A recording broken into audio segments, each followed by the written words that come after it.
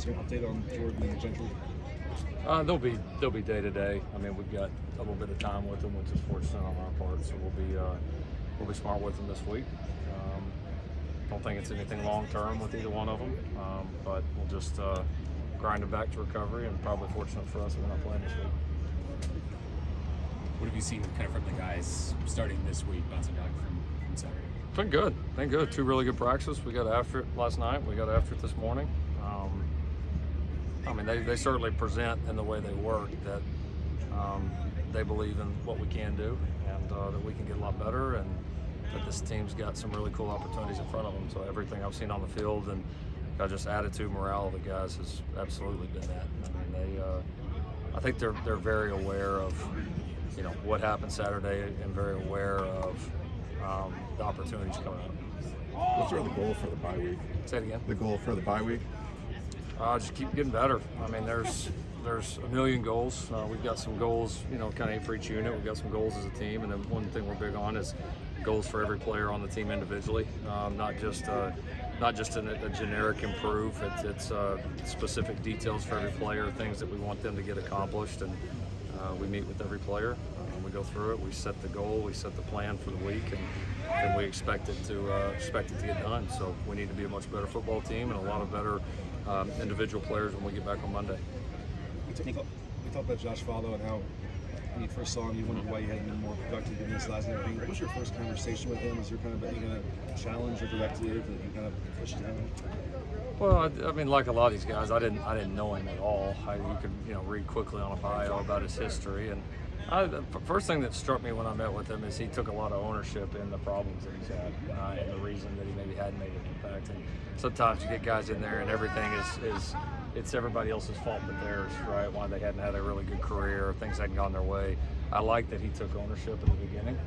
He admitted that there was a lot of things in his career that he hasn't done well, and we both identified and recognized that if you're ever going to do it, like, this is the time. Like, there's never going to be another shot. And so it's been good to see him, stick with it, especially after having some injury and some medical issues in spring, missing a lot of that.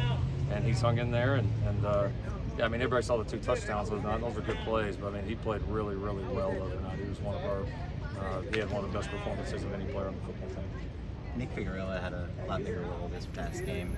What in particular have you seen from him recently that kind of led to that bigger role? He's been productive in his reps up to this point. Some games he's played a lot. Some games it's been more of a kind of a reserve role, but he's been very productive. And we felt like he was a good matchup in the game the other night. And we're continually trying to find those best lineups and get guys out there that are going to be productive. I mean, that's. We're not looking for guys that are just happy to be there, right, and just excited that they're out on the field, because you got to be out there with the intent to make a play, and he's been like that for us.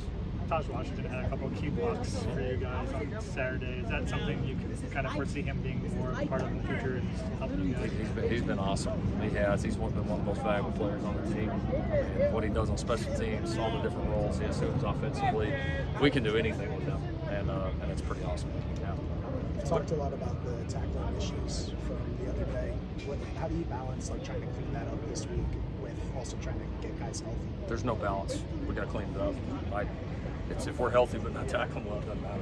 So and that goes for any fundamental, right? Like we're not going to be out here coaching scared to get somebody hurt and sacrificing getting better for that. That's just don't work. So we understand that it's a physical game. Guys are going to get dinged up from time to time, but we got to get better at the things we got to get better at. So there's no sacrificing. We're going to work the what out of it, and expect to do it a lot better here in the next few games. I know Relief was banged up for a little while at the start of the season. Anything in particular that you'd like to see from him kind of going into this second half? He's growing as a player. He's making some mistakes. He's making some big plays, like you would expect.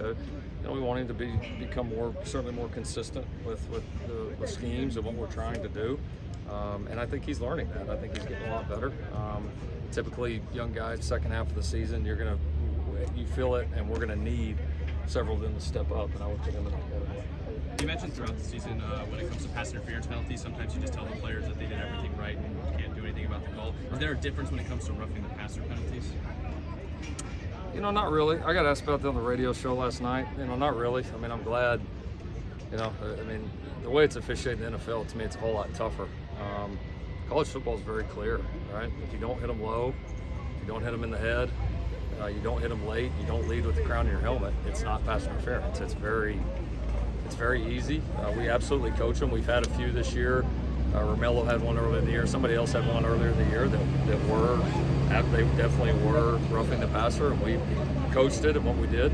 We'll put those two up from the other night and tell them to do exactly what they did every single time. I think that lead touchdown was Michael Jackson's first catch of the season. Yep. What led to him getting in there in that pivotal spot?